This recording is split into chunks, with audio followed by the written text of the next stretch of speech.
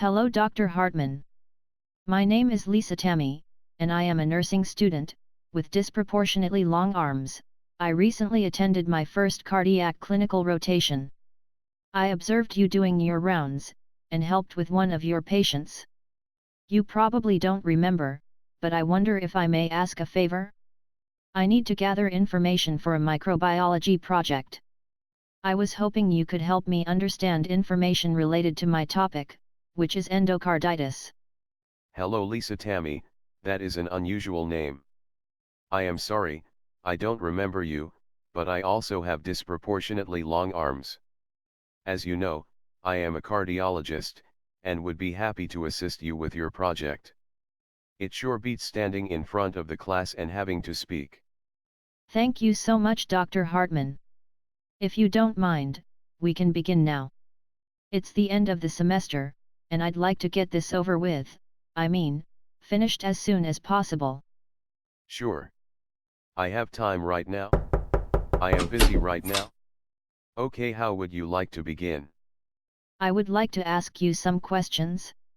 Like, how would you define endocarditis?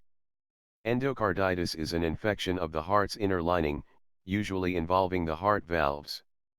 There are 4 heart valves I should mention: the aortic valve, the mitral valve, the tricuspid valve and the pulmonic valve. The pulmonic valve is very rarely involved in endocarditis. Unfortunately, intravenous drug users usually suffer from tricuspid valve involvement when affected with endocarditis. An infection of the heart? That sounds really serious. How does somebody get an infection in his or her heart? Generally, endocarditis occurs when bacteria from another part of a person's body spreads through their bloodstream and attach to damaged areas in the heart. You see, it is uncommon for those with healthy hearts to develop endocarditis. So, what population of people are most at risk for developing this infection? Well, folks who have underlying heart conditions are more at risk. This would include congenital heart defects and murmurs. Also, having an pacemaker or implantable, cardioverter, defibrillator. Other factors are a central venous catheter, and artificial heart valve.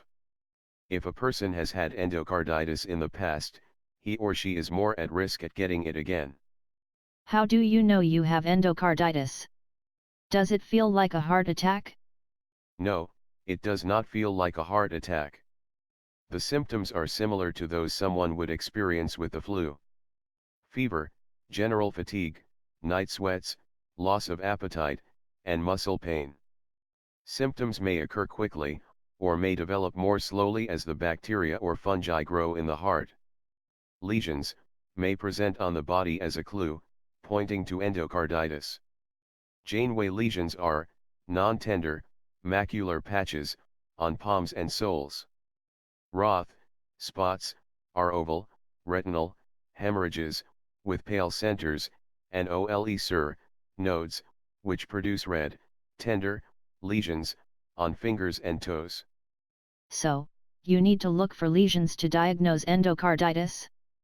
You may see lesions, but a true diagnosis is made by drawing blood, looking for infection of the blood, from a blood culture. If there is evidence of a bacterial agent, such as Staph aureus, the patient would then proceed to have an echocardiogram, which is a test that allows viewing of the heart and valves. Staph aureus. I have heard that more times than I can count this semester. I imagine treating endocarditis would involve a microbial agent that the bacteria exhibits a susceptibility to. Exactly correct. IV antibiotics are usually needed. Treatment is long, up to 6 weeks. Patients go home with the IV meds.